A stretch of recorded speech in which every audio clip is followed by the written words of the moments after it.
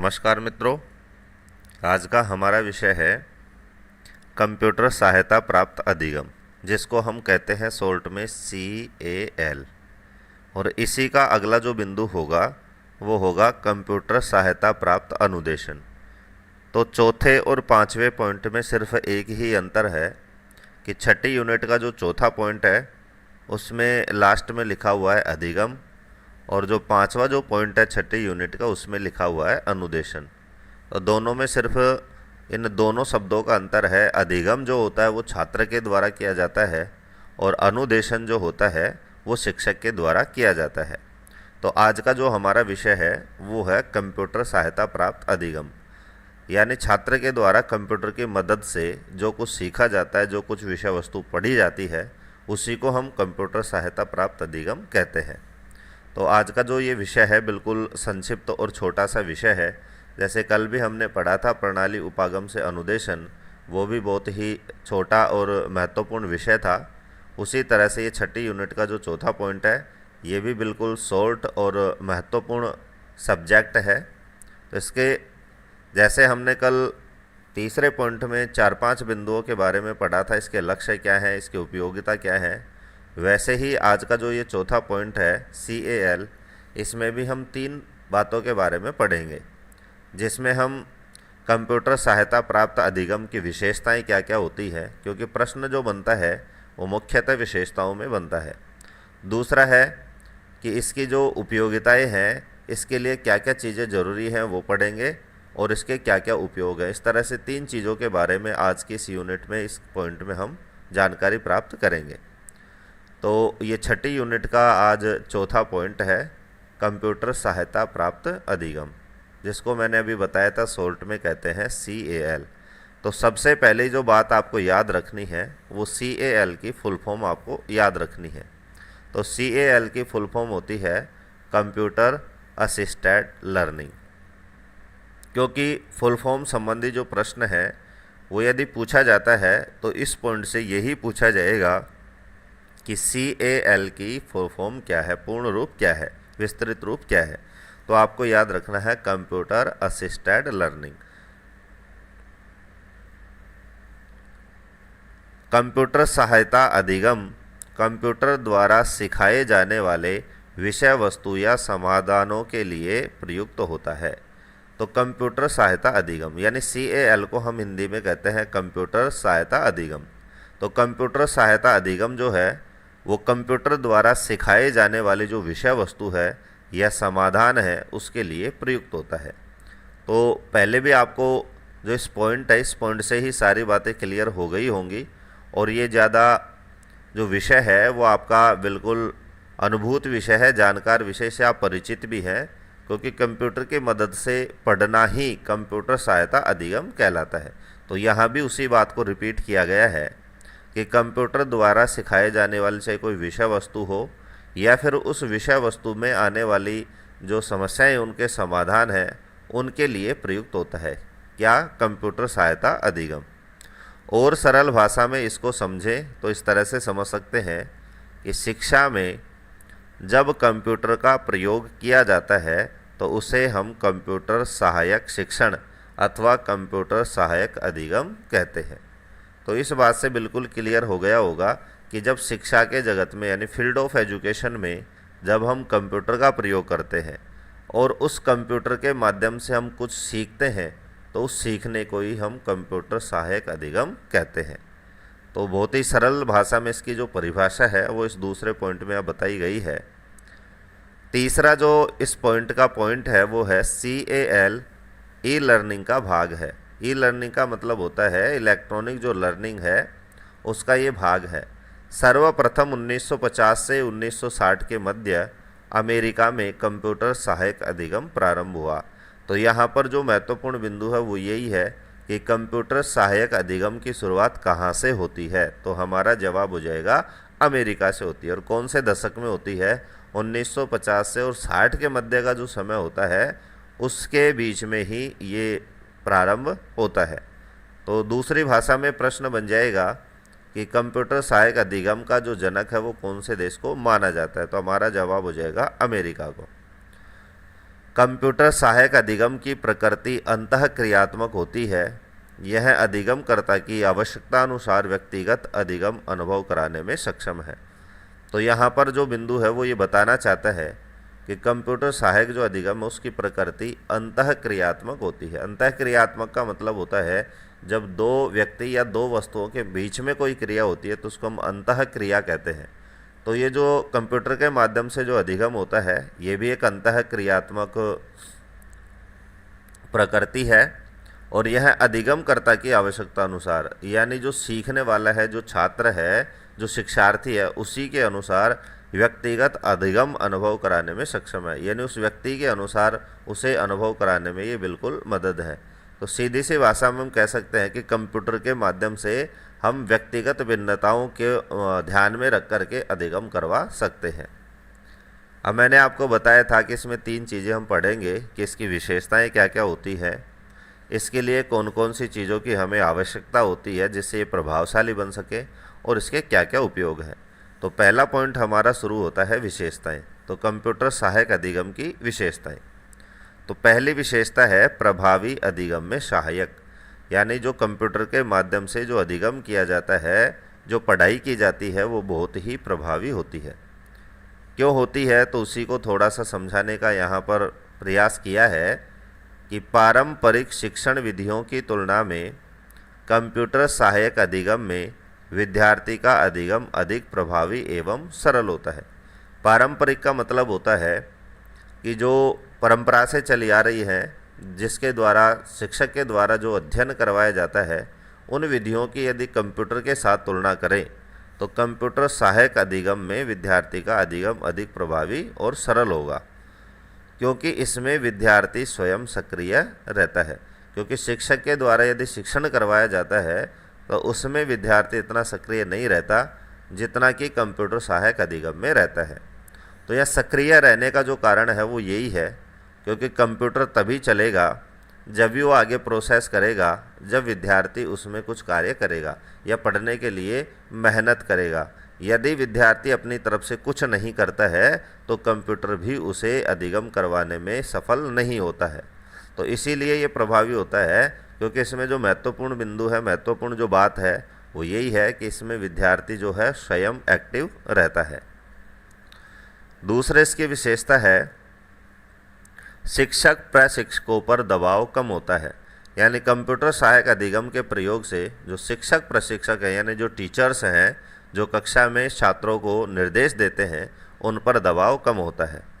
दबाव कम क्यों होता है? क्योंकि इसमें शिक्षक विद्यार्थियों को उनकी रुचि एवं योग्यता अनुरूप गतिविधि देकर के उनका ज्ञान वर्धन कर सकता है। तो कंप्यूटर सहायक अधिगम के कक्षा में शिक्षक का केवल इतना सा कार्य है कि वो विद्यार्थी की रुचि के अनुसार और उसका जो टेस्ट है उसके अनुसार, उसकी जो योग्यता है, क्वालिफिकेशन है, उसके अनुसार कंप्यूटर में गतिविधि दे करके और उसका ज्ञानवर्धन करता है। यानी उसका काम सिर्फ इतना है कि उसको विषय वस्तु देना, बाकी का जो कार्य है उस विषय वस्तु को पढ़ना और उसको किस तरह से संचालित करना है वो काम छात्र का है। इसलिए इसकी दूसरी सबसे बड़ी विशेषता यही है कि इससे जो शिक्षक है उन पर दबाव बहुत ही ज़्यादा कम हुआ है। तीसरे इसकी विशेषता है कि द्विपक्षीय संप्रेषण में सहायक। द्विपक्षीय का मतलब होता है दो पक्षों में जब संप्रेषण होता है, कम्युनिकेशन होता है, उसमें भी ये कंप्यूटर सहायक अधिगम बहुत ही सहायक सिद्ध हुआ, उपयोगी सिद्ध हुआ है। जैसे पारंपरिक पुस्तकों और व्याख्यान शिक्षण में एक पक्षीय संप्रेषण होता है। तो पारंपरिक पुस्तकीय जो शिक्षण विधि थी या व्याख्यान विधि थी, उसमें एक पक्षीय संप्रेषण का मतलब होता है इन दोनों ही विधियों में केवल गुरु के द्वारा विषय वस्तु को पढ़ा जाता था, बताया जाता था। छात्रों के समझ में आया या छात्रों की समझ के अनुसार उसमें किस तरह से आगे बढ़ना है, इस चीज़ का वहाँ पर कोई स्थान नहीं था। इसलिए पारंपरिक पुस्तकों के द्वारा और व्याख्यान जो शिक्षण है वो एक पक्षीय शिक्षण उसको माना जाता था, संप्रेषण उसको माना जाता था। लेकिन जो कंप्यूटर है वो द्विपक्षीय शिक्षण क्रिया का इसको महत्वपूर्ण साधन माना जाता है। जैसे कि साथ ही अंतः क्रिया की न्यूनता होती है, और जो पारंपरिक जो शिक्षण विधियां थी उसमें अंतः क्रिया की न्यूनता भी होती है, क्योंकि हमने ऊपर पहले पॉइंट में ही पढ़ा था कि कंप्यूटर सहायक अधिगम में अंतःक्रिया को बहुत ही महत्वपूर्ण स्थान दिया जाता है। इसके विपरीत CAL में प्रकरण के साथ अंतःक्रिया करते हुए विद्यार्थी अध्ययन करते हैं। तो कंप्यूटर असिस्टेड लर्निंग में क्या होता है कि जो भी प्रकरण दिया जाता है, जो विषय वस्तु दी जाती है, उसके साथ छात्र अंतःक्रिया करते हुए और अध्ययन करते हैं। तो इस तरह से आप देख सकते हैं कि इसमें पारंपरिक जो व्याख्यान विधि है और पुस्तकीय जो विधि है उसमें एक पक्षीय संप्रेषण होता था, बल्कि कंप्यूटर सहायक जो अधिगम है वो एक द्विपक्षीय प्रक्रिया उसको माना जाता है। चौथी इसकी विशेषता है कि कंप्यूटर के प्रति जानकारी में वृद्धि, यानी कंप्यूटर सहायक अधिगम से छात्रों की जो कंप्यूटर के प्रति जो जानकारी है उसमें भी वृद्धि होती है। तो CAL से विद्यार्थी में कंप्यूटर साक्षरता का, डेटा प्रोसेसिंग का और कंप्यूटर विज्ञान आदि की जानकारी में वृद्धि होती है।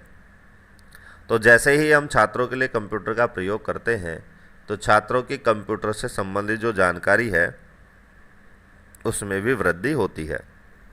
और वो जानकारी कौन कौन सी हो सकती है? वो कंप्यूटर साक्षरता भी हो सकती है, डेटा प्रोसेसिंग भी हो सकती है और कंप्यूटर विज्ञान भी हो सकता है।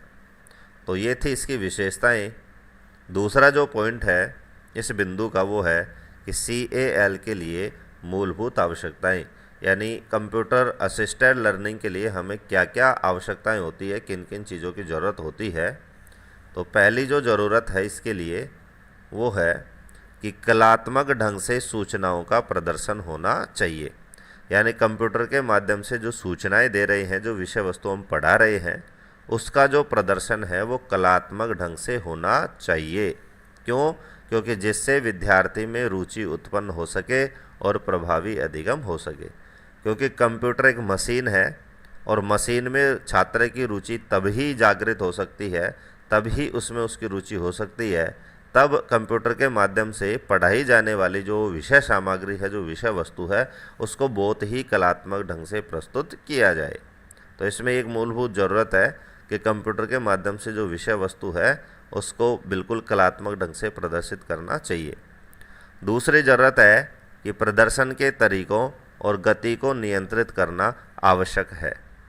यहाँ पर जो दूसरे बिंदु में भी जो महत्वपूर्ण बिंदु है वो है गति को नियंत्रित करना आवश्यक है।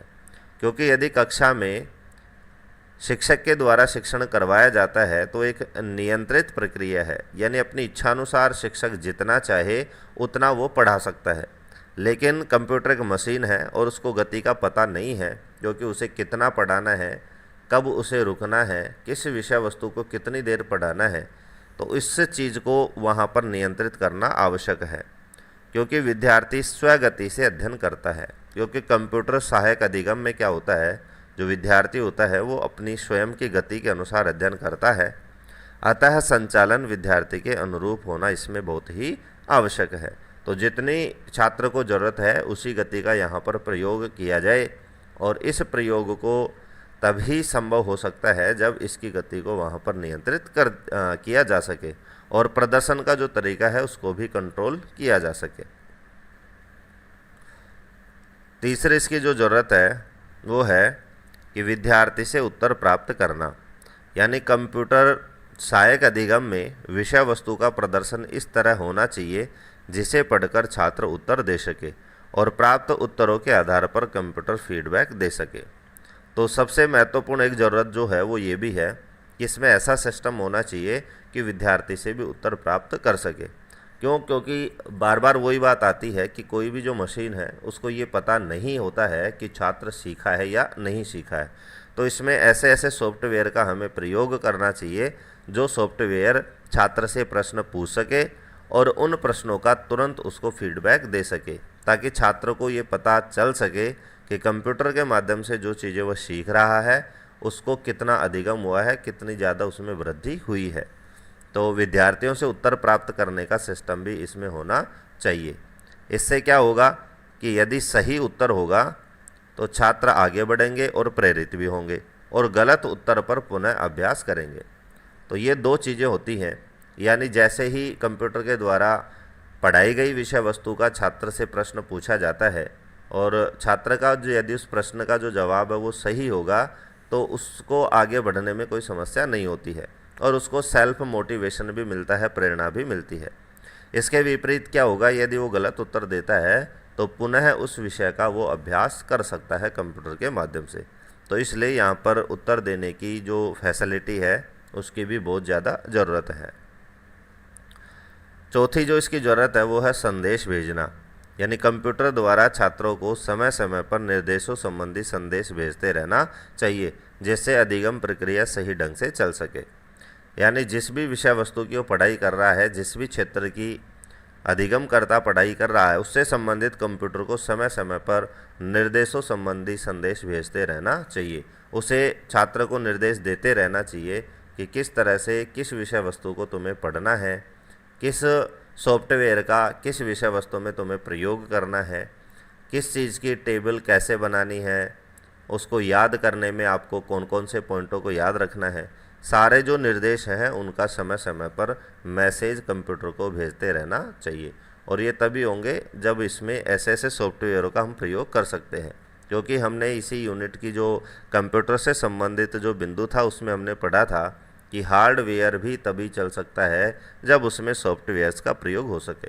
और कंप्यूटर एक हार्डवेयर है, तो इसमें उत्तर देने का सिस्टम, फीडबैक देने का सिस्टम, निर्देश देने का सिस्टम, मैसेज भेजने का सिस्टम तभी संभव हो सकता है जब कंप्यूटर में हम उनसे रिलेटेड सॉफ्टवेयर इंस्टॉल करके रखते हैं। पांचवी इसकी जो ज़रूरत है वो है एनिमेशन का उपयोग। तो इसमें एनिमेशन का उपयोग करना चाहिए। प्रस्तुतिकरण इससे क्या हो जाता है, रुचिकर हो जाता है। एनिमेशन चीज़ें, आप कंप्यूटर का युग है, मोबाइल का युग है, इन चीज़ सब जानते हैं कि एनिमेशन क्या होता है। एनिमेशन का मतलब होता है ऐसे चलचित्र जो हिलते हुए चलते हुए नज़र आते हैं, उनको हम एनिमेशन कहते हैं। जैसे फ़ोटो एडिटिंग में हम एनिमेशन का प्रयोग करते हैं, वीडियो एडिटिंग में भी हम एनिमेशन का प्रयोग करते हैं। तो एनिमेशन करने से जो विषय वस्तु है वो आकर्षक हो जाती है और सुंदर लगने लगती है, इसीलिए इसमें एनिमेशन के प्रयोग की भी आवश्यकता है। तो CAL में इन 5 चीज़ों की ज़रूरत होती है। यदि इन 5 चीज़ों का हम ध्यान रखते हैं, 5 बातों का यदि ध्यान रखते हैं, तो हमारा जो अधिगम है वो बहुत ही प्रभावशाली और रुचिकर हो जाता है। अब हम देखते हैं इसके उपयोग क्या क्या हैं, यानी कंप्यूटर सहायक जो अधिगम है CAL जो है उसके उपयोग क्या क्या है। तो CAL द्विपक्षीय संप्रेषण के द्वारा संवाद स्थापित करती है, जिससे विद्यार्थी सक्रिय रहकर अधिगम करता है। तो सबसे बड़ा उपयोग है छात्रों को सक्रिय रखने में, यानी कंप्यूटर सहायक अधिगम में जो छात्र है उनको सक्रिय एक्टिव रखा जा सकता है। क्योंकि इस बात पर मैं आपको बता भी चुका हूँ, क्योंकि जब अध्यापक पढ़ा रहा होता है तो अध्यापक का जो ध्यान है वो या तो श्यामपट्ट की तरफ होता है या फिर उसका जो ध्यान है वो व्याख्या करने में, पुस्तक में होता है। छात्र उसमें रुचि ले रहा है या छात्र के दिमाग में वो बातें आ रही हैं या नहीं आ रही, इसका शिक्षक को कम ही पता लग पाता है। लेकिन कंप्यूटर सहायक अधिगम एक ऐसी चीज़ है कि जब तक छात्र नहीं चाहेगा, जब तक छात्र उसमें एक्टिव नहीं होगा, कंप्यूटर विषय वस्तु को आगे नहीं बढ़ाएगा, आगे समझाने में वो सफल नहीं होगा। तो ये सक्रिय रखने में बहुत ही उपयोगी है। शिक्षक के पूरक के रूप में उपयोगी, यानी शिक्षक के स्थान पर यह कार्य कर सकता है, चाहे वो औपचारिक शिक्षा हो चाहे अनौपचारिक शिक्षा हो। शिक्षा की गुणवत्ता में वृद्धि, क्योंकि अच्छी ध्वनि और एनिमेशन के साथ विषय का प्रदर्शन, तो इससे शिक्षा की गुणवत्ता में वृद्धि भी की जा सकती है। क्योंकि क्वालिटी में तभी वृद्धि होगी क्योंकि हम कंप्यूटर में अच्छी अच्छी जो ऑडियो हैं उसका प्रयोग कर सकते हैं, अच्छे अच्छे जो एनिमेशंस हैं उनका भी उपयोग कर सकते हैं। विद्यार्थी को स्वयं को प्रदर्शित करने में उपयोगी, कंप्यूटर के माध्यम से विद्यार्थी है वो अपने आप को प्रदर्शित कर सकता है, सिद्ध कर सकता है। आत्मविश्वास में वृद्धि, क्योंकि छात्र स्वयं करके सीखता है, तो कंप्यूटर सहायक अधिगम में छात्र के आत्मविश्वास में वृद्धि करने में बहुत ही उपयोगी है। क्यों? क्योंकि जब छात्र पढ़ी हुई विषय वस्तु का कंप्यूटर को उत्तर देता है और कंप्यूटर उसे तुरंत फीडबैक देता है, तो उसमें आत्मविश्वास की वृद्धि होती है, क्योंकि छात्र स्वयं करके यहाँ पर सीखता है, उसे तुरंत प्रोत्साहन भी कंप्यूटर के द्वारा मिलता है। इसमें पूर्व में सबसे इम्पोर्टेंट जो बात है कंप्यूटर सहायक अधिगम की, वो यही है कि इसमें पूर्व में रिकॉर्डेड संसाधनों से अध्ययन करने की सुविधा होती है, जिससे सुविधानुसार कभी भी अध्ययन कर सकते हैं। यानी कंप्यूटर में जो सामग्री संग्रहित रहती है वो हमें कभी भी पढ़ने की सुविधा देती है, बल्कि शिक्षक के द्वारा पढ़ाई हुई चीज़ में ये सुविधा नहीं रहती है। मान लीजिए शिक्षक ने किसी विषय का पहला पाठ पढ़ाया, तो जिस तरीके से और जितना प्रभावशाली तरीके से पढ़ाया, ज़रूरी नहीं है कि जब दोबारा उस पाठ को पढ़ाए तो उसी तरह से वो पढ़ाए। लेकिन कंप्यूटर में रिकॉर्ड करने की एक ऐसी सुविधा होती है, संचित करने की ऐसी सुविधा होती है कि जिस तरह से हमने पहली बार विषय वस्तु को पढ़ा था, ठीक उसी तरह से हम जब चाहें अपनी इच्छा अनुसार उस विषय वस्तु को दोबारा हम पढ़ सकते हैं। तो सबसे बड़ा उपयोगी जो है वो इसी बात के लिए कंप्यूटर है कि हम रिकॉर्डेड चीज़ को अपने अनुसार कभी भी दोबारा पढ़ सकते हैं। स्वगति से सीखने में ये उपयोगी है। स्वगति का मतलब होता है कि छात्र 10 मिनट पढ़ना चाहे, 20 मिनट पढ़ना चाहे, उतना वो पढ़ करके और उसको बंद करके आगे जब चाहे वो पढ़ सकता है। तो इसमें स्वगति से सीखने का अवसर विद्यार्थी को प्राप्त होता है, बल्कि पारंपरिक कक्षाओं में ऐसा नहीं होता है। छात्र अपनी सुविधानुसार गति में वृद्धि भी कर सकता है और कमी भी कर सकता है। यदि वो पढ़ाई गई विषय वस्तु को सीख रहा है तो प्लस पॉइंट दबा करके, प्लस का बटन दबा करके सीखने में वो वृद्धि कर सकता है, और यदि उसको विषय वस्तु समझ में नहीं आ रही है तो वो उसमें कमी भी कर सकता है, यानी उसको ज़्यादा देर तक भी वो पढ़ सकता है। तो स्वगति से सीखने में भी कंप्यूटर सहायक अधिगम बहुत ही मददगार सिद्ध होता है। स्व शिक्षा की भावना का विकास, यानी सेल्फ स्टडी की भावना का विकास भी हम कर सकते हैं। स्वाध्याय की जो भावना है उसका विकास स्वतः होगा, क्योंकि यहाँ पर जो पढ़ाने वाला वो कंप्यूटर है, पढ़ने वाला है जो शिक्षार्थी है, विद्यार्थी है। और जो कार्य विद्यार्थी जब तक कंप्यूटर को ऑपरेट नहीं करेगा, कंप्यूटर भी उसे पढ़ाने में सहायक नहीं होगा। तो इससे उसमें जो स्वाध्याय की जो प्रवृत्ति है, स्वाध्याय का जो आदत है, उसका विकास होता है। तो इस तरह से आप देख सकते हैं। और जिस छात्र में या जिस परीक्षार्थी में स्वाध्याय की भावना है, मैंने एक वीडियो में और बताया था, वो जीवन में कभी भी असफल नहीं हो सकता। तो CAL स्व शिक्षा की भावना का विकास करता है, स्वाध्याय की भावना का विकास करता है। दूरस्थ शिक्षा के क्षेत्र में उपयोगी, यानी जो डिस्टेंस एजुकेशन है, जैसे ओपन कॉलेजेज हैं, ओपन स्कूल्स की जो एजुकेशन सिस्टम प्रणाली है, उसमें भी इसका उपयोग किया जाता है। क्योंकि वहाँ पर आप जिस भी कॉलेज या स्कूल से आप डिग्री लेना चाहते हैं, जहाँ से आप पढ़ाई कर रहे हैं, तो वहाँ के जो शिक्षक है वो तो आपको आकर के पढ़ा नहीं सकते। तो वहाँ पर एकमात्र जो साधन है पढ़ने का, वहाँ की क्लासें लेने का, वहाँ के अध्यापकों के द्वारा पढ़ने का, वो होता है कंप्यूटर।